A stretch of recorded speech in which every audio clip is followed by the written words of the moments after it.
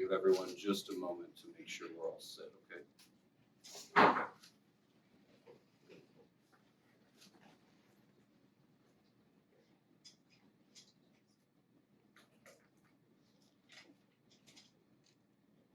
Jamie.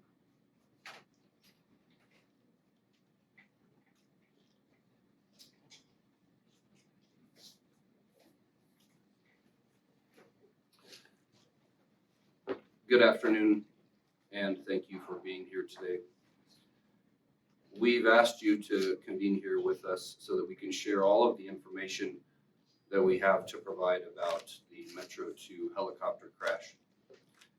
We are joined today by Sheriff Manuel Gonzalez and Chief Greg Perez, as well as our respective command staff personnel. As you can see, we've elected to hold a joint press conference today. Chief Perez and Sheriff Gonzalez, thank you for making this event happen. As we begin, please note that I may direct your attention to the screen to my left for some pertinent details throughout the press conference. And in just a moment, Sheriff Gonzalez and Chief Perez will each provide their remarks about the incident as well as the personnel that were involved. Afterward, we would like to provide you with a timeline of the events of July 16th as we currently understand them. And before we transition into the comments from our agency leaders, I do need to thank the community in advance for your patience and understanding during this time of crisis. And it is in that spirit of understanding that I must inform you in advance that we will not be fielding questions today at the conclusion of the prepared remarks. However, in preparation for today, we did review many of the questions that we received through our public information office, and I'll do my absolute best to practically answer as many of those questions as we received in writing over the weekend in advance for you here today. And of course, you are welcome to submit any follow-up questions in writing to our public information officers at the conclusion of today. With that being said, please allow me to introduce Sheriff Gonzalez for his remarks.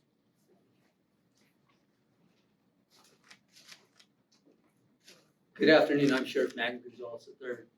It's with extremely heavy heart that we have to host this painstaking press conference.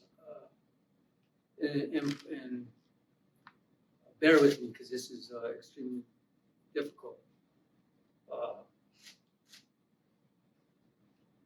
First and foremost, the thing we want to actually acknowledge is the 4 people that are deceased. They are, bar none, heroes to us far before this incident. They were doing this type of work, whether it be rescues, whether it be firefighting or police work.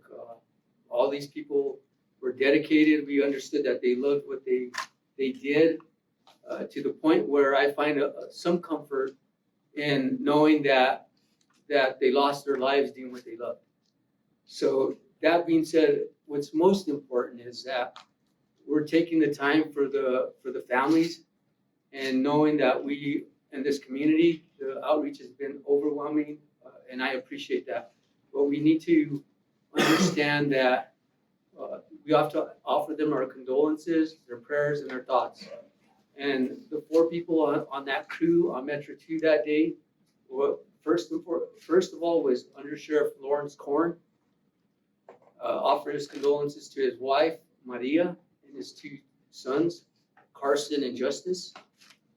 Next, Lieutenant Fred Beers and his wife, Anita, and his son, Daniel.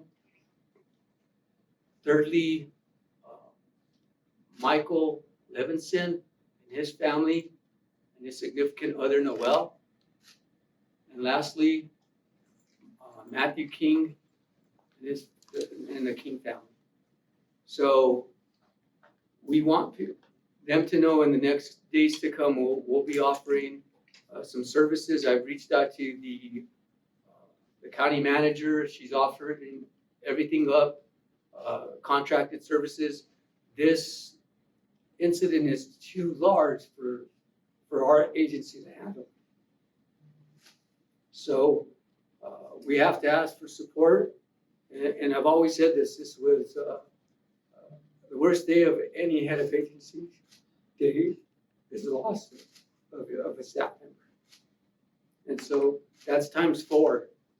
You know, I say that because those are the crew members that were participating in that service to the Las Vegas, New Mexico, and the fires out there.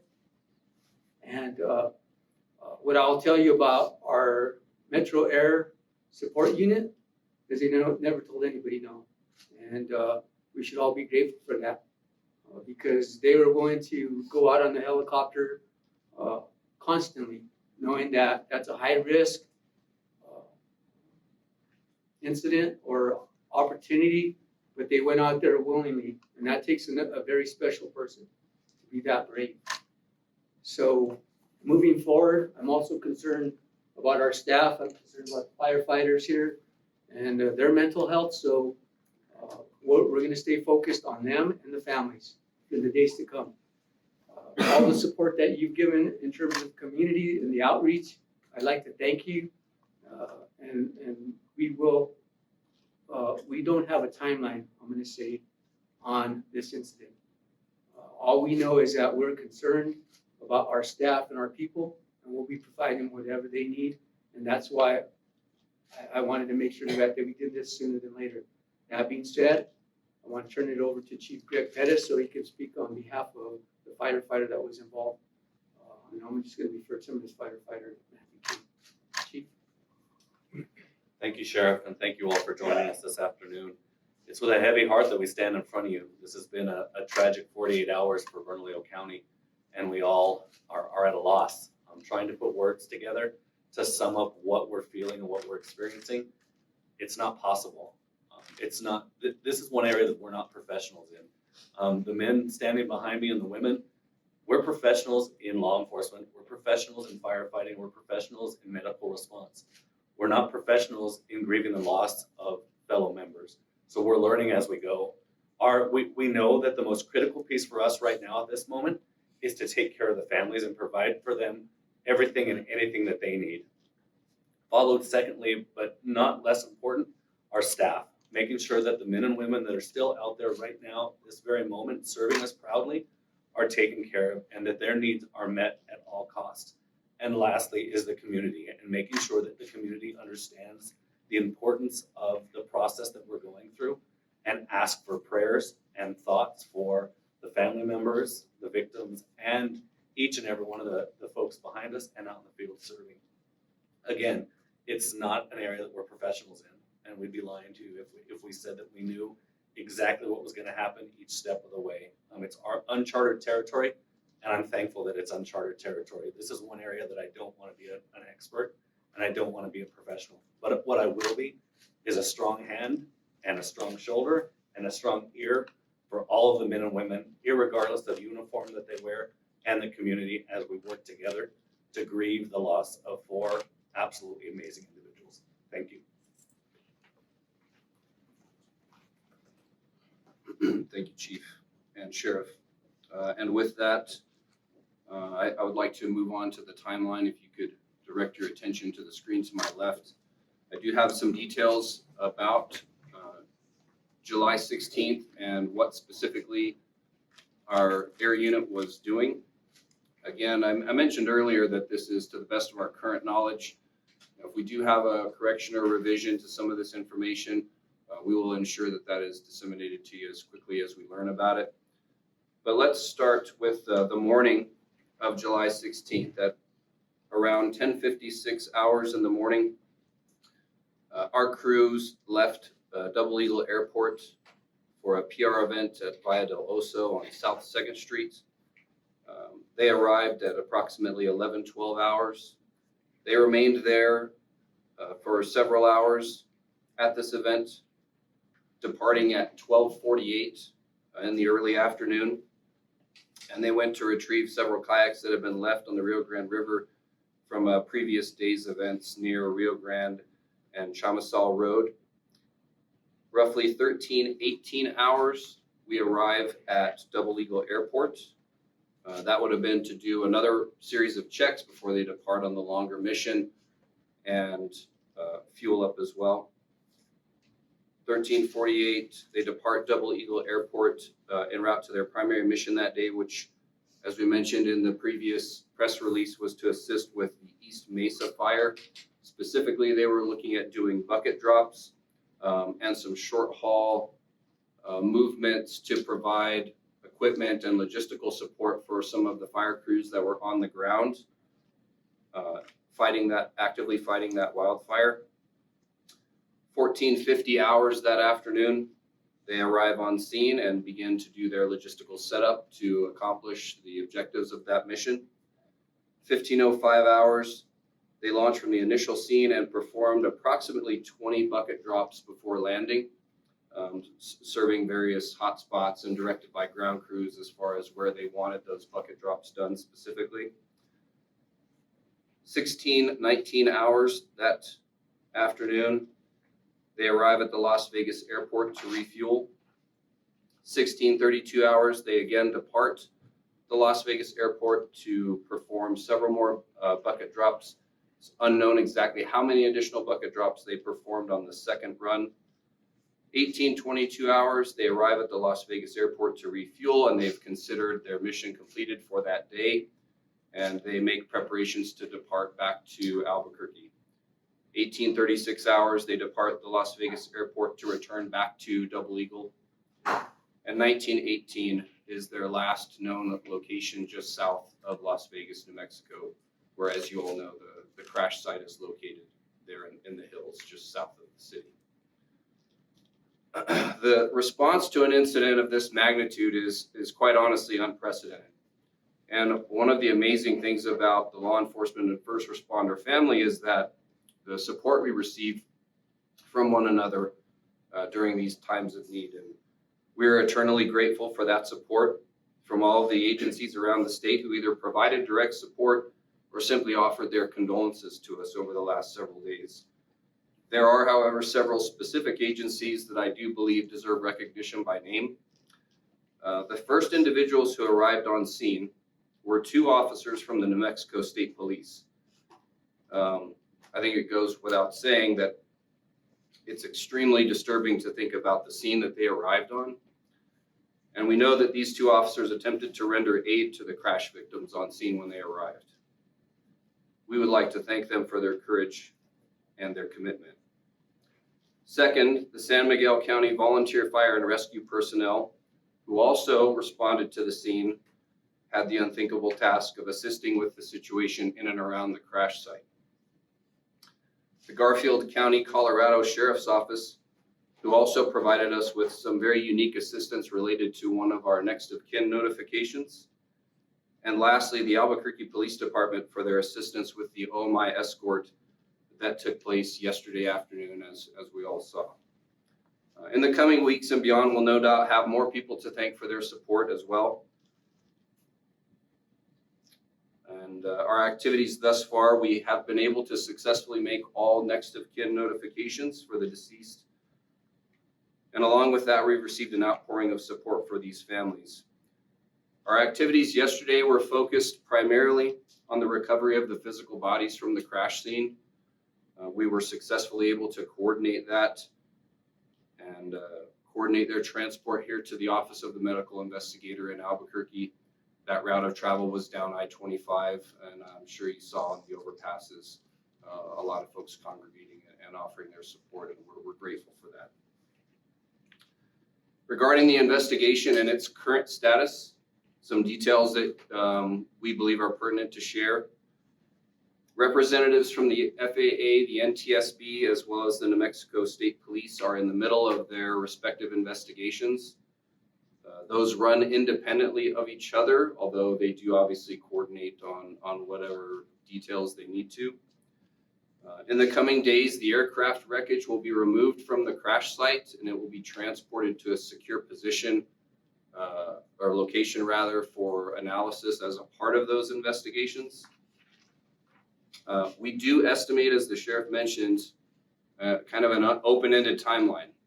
The information that we've been provided is that it could take several months for those investigations to run their course and to conclude.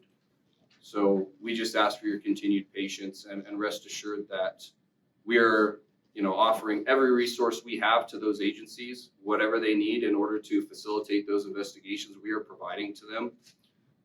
And we are going to let that run its course. And at the conclusion of those investigations, we anticipate on providing you with another formal update at that time. But do understand that it could take several months for that to conclude.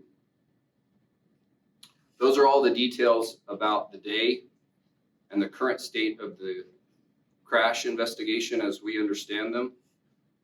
And what I'd like to do now is we'd like to transition on for just a moment and tell you about the individuals who were involved in this incident.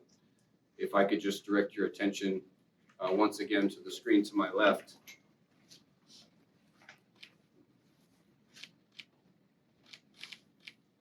First, Under Sheriff Larry Corrin. He started his career with us on October 20th of 1998. He had over 23 years of service. He was 55 years old, and he is survived by his wife and 2 sons.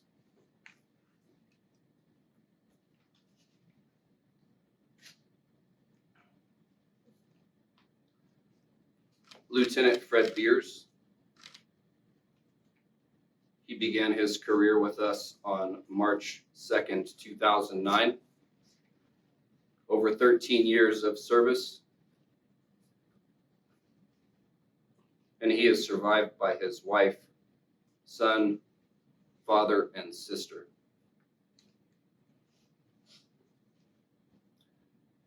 Deputy Michael Levison. He began his career here on December 11th, 2017. Over 4 years of service.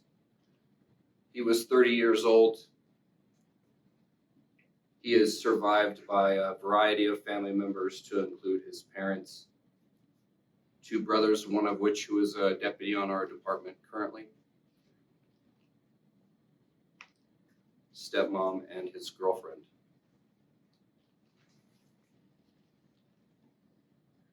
Lieutenant Matthew King from Bernalillo County Fire Rescue. He began his career in 2011. He had over 11 years of service. He was 44 years old. And he is survived by his wife, son, and daughter.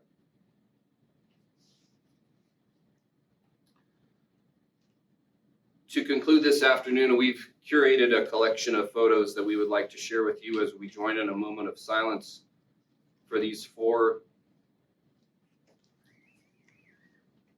brave individuals who are no longer with us.